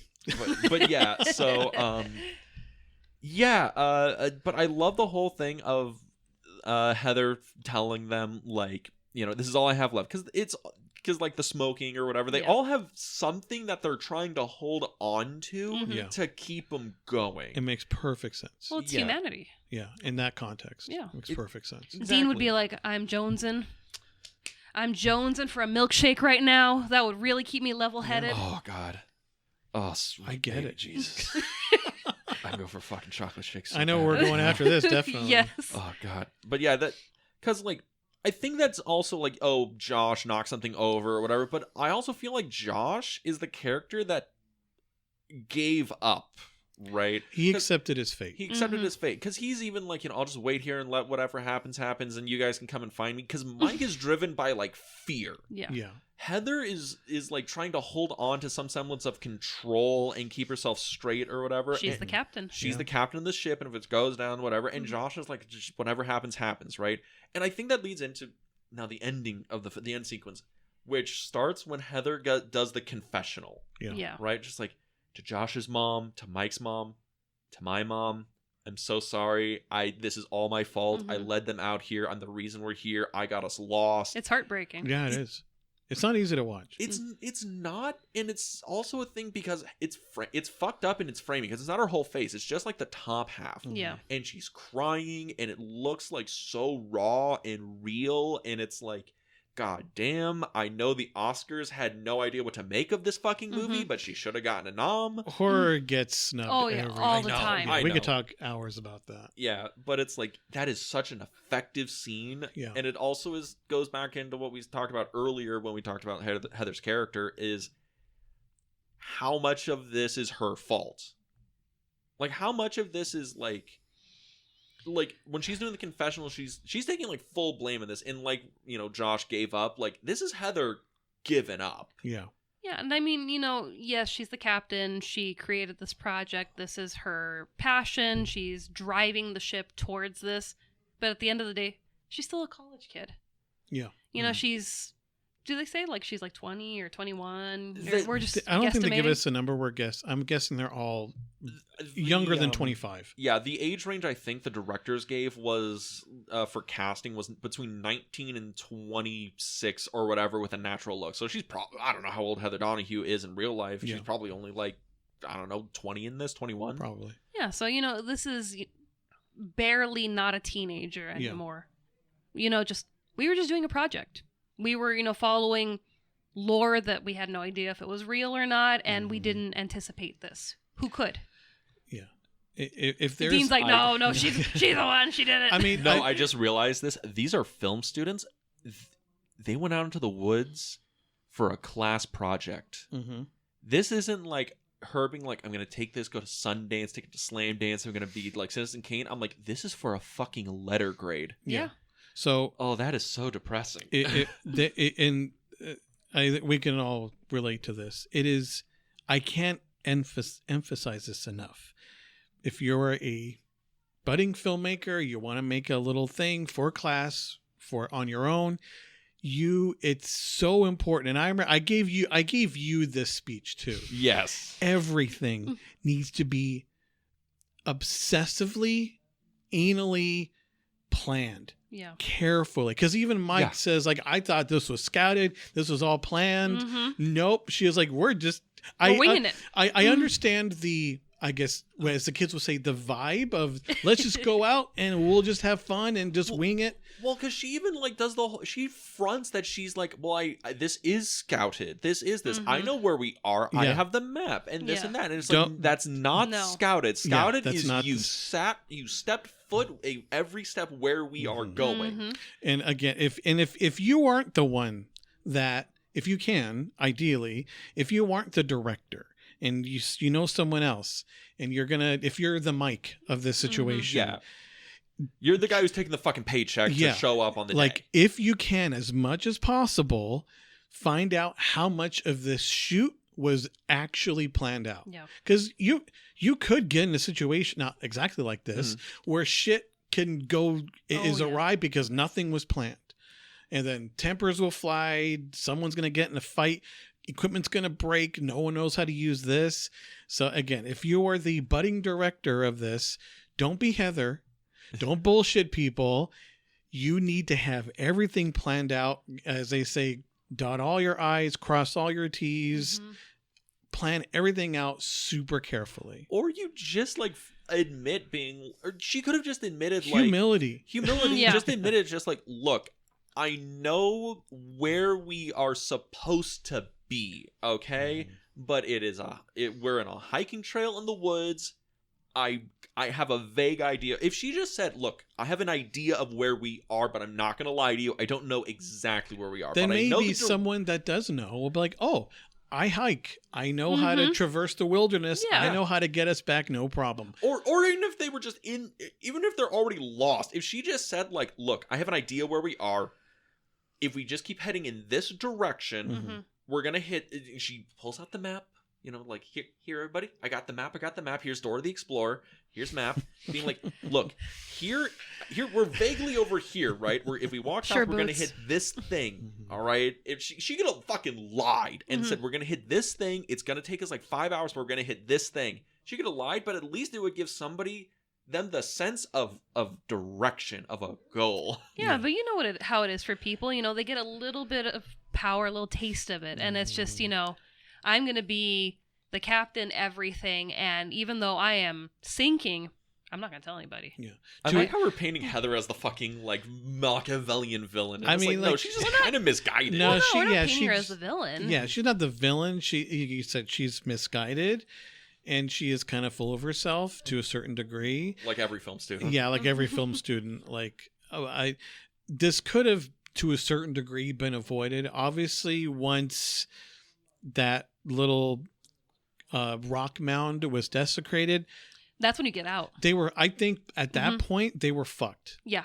Like, so I'm willing to. Well, I think they were already lost for a day by then. Yes, but I mean, like, I think after that happened, whatever entity this was, they're like, nope, these three kids are mine, and they're not. I don't care how experienced they are, they're not getting out of this alive. I honestly, even like the level on top of that, if they just stayed within an eye line of the car, or if they were like, look, we'll hike into the woods, but I need to be able to see the road wherever we are. Or you bring ties and you tie them around, some of the trees, so you have, oh, hey, those are my green ties or my red ties. I can get back to. That would have been a great horror movie thing if they're like, oh, they started tearing shit off of their clothes or whatever. The bread trail, do the bread trail, and then at the end they wake up on the final day and they see all the shit they left in the woods just piled up in front of their tent. That would be good. Or all those things are like surrounded on every single tree ever, like to almost an unrealistic amount. It completely surrounds them, and they walk out. That would have been like another layer of like, oh, this is so fucked up. This is terrifying. Because even write that down. We're not going into the woods, Thomas. No. No. I'm gonna Netflix on the phone. Yeah. But it's like the thing where it's like there's levels of like scary to the whole like idea of just being lost in the woods. Yeah. Getting lost in the woods is awful. Don't get lost in the woods, kids. No. If you do, bring a carton of cigarettes. It might save your life. And a shotgun. So this is how I chainsaw. know. Yeah, This is how I fucking know. Let's get groovy in the woods, guys. Yeah. This is how okay, that's another thing. This is how I know this movie was filmed in like Maryland and not Georgia, because no one has a fucking gun. And also how I'm like, no, these are actors and not real college kids, because no one has a fucking like dime bag of weed on them at all times when they're out in the woods. Even one of them mentions, you have any weed? I think Heather does. Heather is like, she take weed? Yeah. Just like really take the edge off of things. Yeah, I'm walking around stoned. I'm looking over at Josh with the fucking like hippie hair. I'm surprised I didn't bring any with him. He's just like, that film can that's supposed to have like the last days of footage in it, that's just full of my shit. It's all flour. That's it. It's all flour. It's all flour. It's not even a film can. It's actually a grinder. Yeah. Oh God. But we get to the last chunk, the climax of the movie, right? For me, you can argue about everything else in the movie, right? Oh, the interview stuff is like cheesy. It's a lot of plotty setup stuff that doesn't really like do anything. Oh, they're running around in the woods and they're just yelling at each other and they see some spooky shit, but nothing happens. The ending of the movie, from Heather's confession monologue to the fucking final frame, to me is like, no, this is like pure horror movie goodness. Yes. It's just so fucking effective. Because it's all like them like at night. Because they wake up, they hear Josh screaming in the woods. Yeah. And they follow the screaming to this abandoned house in the middle of nowhere. And it's like, you just know it's bad. It's terrible. This isn't going to end well. No. Have you guys ever been like out in like rural, like out there places and just find like abandoned buildings and shit? Yes. Your first thoughts aren't to like, man, I'm going to go in there and explore, take some pictures. I wish I could say, but we totally went in and explored. We shouldn't have. But we explored. We were in the middle of nowhere. There was like 4 or 5 of us, but one of us could have gotten injured because it was a dilapidated old diner off the side of the road in the middle of nowhere. We went in. It was insane. It wasn't even that far from here, all things considered. It was in Sleepy Hollow and kind of okay, yeah. Yeah, we're going back to early 2000s. But no, just like I was around that age. I was like 21, 22. And my friends were around the same age. We totally stopped. Hey, what's that? Oh, it's an old diner, and it's like 2:00 in the morning. Let's go in, guys. And it's Sleepy Hollow. Yes. You're just like, there's totally not going to be any monsters and ghouls in there. And it's like, I'm more afraid of the fucking meth heads, but whatever. Yeah, and there tetanus. One of my friends found a porn magazine stash in there, so someone was living there. Did he take any? He took the whole thing. That poor dude. Yeah. Could you imagine? You're like some homeless guy. You just ran out of your meth. You're just pushing. I'd be pissed. You're pushing your. Where'd my porn go? That's all I have. You're like, that was my daddy's porn. That was the only thing I saved from the fire. Yeah, and we had no survival skills because one of us we had the role of if one of us runs, we run with them, and we don't know. We find out what we ran. So someone we play telephone later and figure out why we're running. So we were all in the same car. One person said, "Oh shit," and ran toward the car. We all followed. We all got in the car. What do you think we did when we got in the car? Just guess. I imagine it was like, peel the fuck out, but I know that's not Bro, it. did you see that? Nope. We just the car didn't even turn on. We just sat in the car. I don't even think that we locked the doors. We're just in the car in the dark, freaking out. What the fuck? It's like I heard a noise. What? And then after that, we turned the car on, and then that's when my friend took the porn stash, and we left. He's like, I gotta go back for the porn. Yeah. I want to imagine he's turning it on. He's like, okay, guys, we're getting out. She's like, wait, 2 seconds. I gotta go grab a thing. Yeah. I'm gonna go be brave for a second. Jesus Christ. Dude, that's how the start of the horror movie is, where he's like, wait, guys, I gotta go back. And he goes back in to grab the porn stash and doesn't come back. And you're guys like, we gotta go in and save him, right? We gotta go get and get him. He hasn't come back. Maybe he's hurt. Maybe he's lost. Picked off at one at a time. Mm-hmm. No, then you would go in and he's just like rubbing one out, like in the dark. Credits. See, that's the horror short you do. Yeah. It's a spooky, dilapidated building, and you find the porn stash, and it ends. You're walking, and the guy's like, "Dude, what the fuck?" It's like, "Oh, why's your dick out?" But yeah, so but every once in a while you go hiking and you find abandoned buildings and shacks and shit. I've only ever found like old tool sheds, like where the house probably like burned down or they demolished it years ago, but they left like the tool shed or whatever. Did you go in? Did you explore? I didn't really need to explore. Like the doors are open and it's just like, oh yeah, that's some old like gardening equipment. And it's all rusted out. I'm not going in there because there's animals. In this circumstance, considering their state of mind, they're in survival mode. Mm-hmm. They're hearing their friend yelling. They're just trying to find. They hear him in there. Mm-hmm. First, they hear him upstairs, and then they hear him all the way downstairs. Mm-hmm. But I think they're just they're starved. They haven't eaten a proper meal in how many days? Yeah. They're traumatized. They're just trying to get their friend back, so it makes sense in that they're doing that. Like Mike leaves Heather behind, like more on one occasion. Very briefly they're together, but then he bolts it twice. It's a thing because I think we just said like, oh, Josh kind of gave up because he just like resigned himself to his fate. Mm-hmm. Heather finally confesses her like whatever. Mike is like incredibly motivated. Mm-hmm. To like find Josh. He's running, he's yelling, and Heather is like, because Heather knows Josh is like fucked up. Yeah. Right? At the very least, she knows like somebody got Josh, tore his teeth out, fingers, tongue, whatever. Mm-hmm. And she never told Mike. Mike. Typical. Typical. No one relays the information. Typical horror movie. I guess my question is, if you were Heather and you found that, would you have told Mike? After I finished screaming, yes. No, Dean would be like, I'm going to hold on to this information. Yeah, would you have done the third act reveal? And then when the Wendigo swoops him away, he's like, damn it, I probably should have told somebody. Here's the thing. Like, I completely understand why Heather wouldn't do it because she's trying to save Mike that breakdown. Yeah. Because she has the breakdown when she's putting the pack on and he's like, is everything okay? And she's like, I just put my pack on. I'm fine. I'm tired. I'm hungry. I just want to get home. And I love that moment because she's like, I got the pack stuck in my hair. Yeah, it's such a little real human moment. But I understand why she wouldn't tell Mike because she knows if she tells Mike, because Mike just finished his last cigarette and he's fucking dying now.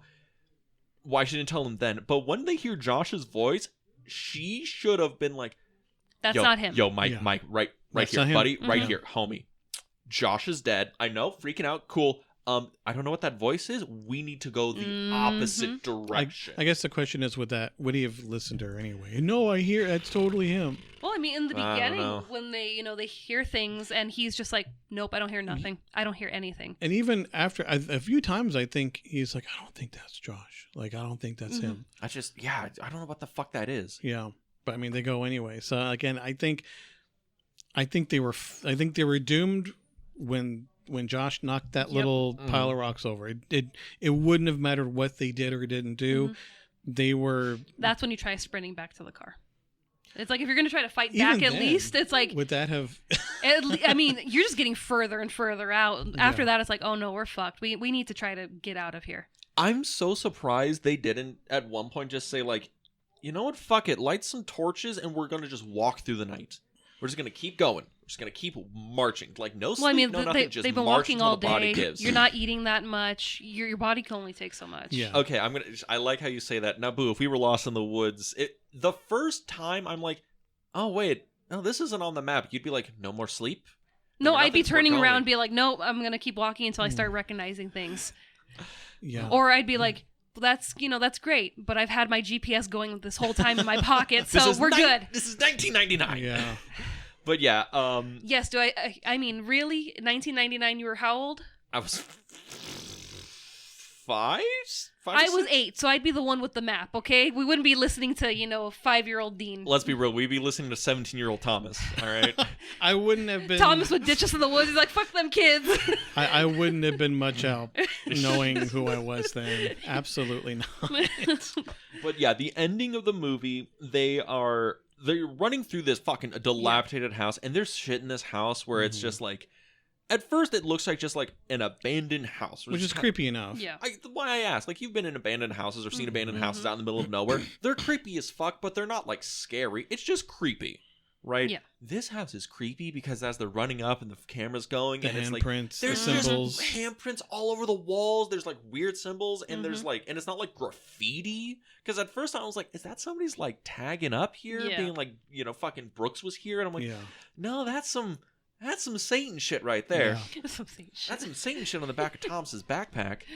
And then Mike finally hears something in the basement. He bolts down there. He's running, and then something knocks Mike's camera out of his hands, and it just goes quiet. And then it cuts back to Heather, and Heather's just screaming and crying, and she's going down real slow with the 16 camera, and she's like, "Oh fuck, Mike, please, Mike." And she goes down, and she turns the corner, and we see Mike is just standing stock still, face first into the corner. Apart from the poster, one of the most iconic images from this movie. Yes. And I think she just says, "Mike, are you okay?" And then something knocks her out, or does she scream? What She doesn't say, she's not calm. She's No. screaming Mike. She's and I love the setup because the sound is coming from the camcorder. Yeah. Mike has the camcorder in color, and she has the film camera. The 16 camera. So you are hearing her screams from the perspective of where Mike is. Yeah. Yeah. So and then you hear her getting closer, coming downstairs, and she's just, I feel so bad for her. She's terrified because he's gone. She's by herself, and she doesn't know where he went, kind of. And yeah, she's just like, by the time we see him in the corner, she's just screaming. Yes. And that's it. And it's over. And by that, it's like something comes out and knocks the camera out, and like Silence. In silence. Just silence. It's just the flickering of the fucking Of the film. We don't hear a Film? struggle. We don't hear footsteps. Just, that's it. Just Yeah. silence. and here's something, like, because the ending of this movie is, that ending hits, and I'm just like, okay, yeah, I'm not breathing anymore. I'm done. Okay, fuck this. I'm turn the lights on, watch the Teletubbies, and go to bed. But the beauty of the ending is it was a fucking accident. Yeah. There were different endings. There was like Yeah. 3 or 4, and Yeah. this one, because they were gonna cut to a whole different thing. Because I think Sanchez and Myrick and the producers, whatever, were like waiting downstairs. So Mike comes down, and they like come around the corner, and they grab and knock the camcorder down. It's like, okay, cool, we got the shot. Mike, go hide over there. Yeah. And they go back to position, and Mike just went over into that corner and like crunched himself into the corner like that because he just tried to get out of frame.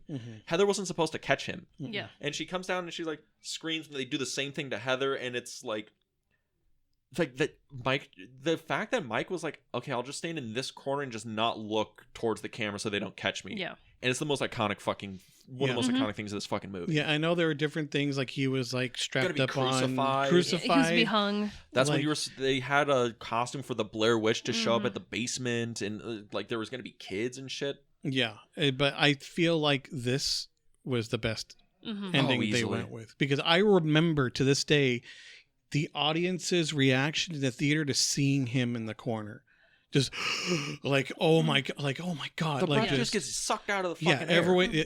I heard a bunch of gasps everywhere, myself included, and silence. Movie.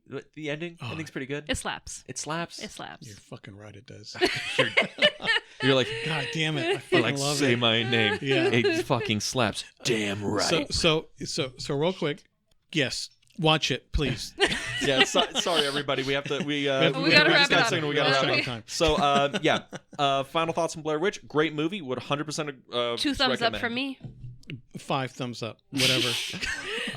But yeah, so that is the Blair Witch Project. We'll be sure to reference it later when we have Thomas on. But Yes. what are we watching next week? Next week, we're concluding our 90s horror with one of my all-time favorites. We kind of mentioned it a little bit in this episode. We're talking about Sleepy Hollow with Johnny Depp, Christina Ricci. Christina Ricci, I had to watch her in Casper last night to calm myself down after watching this movie.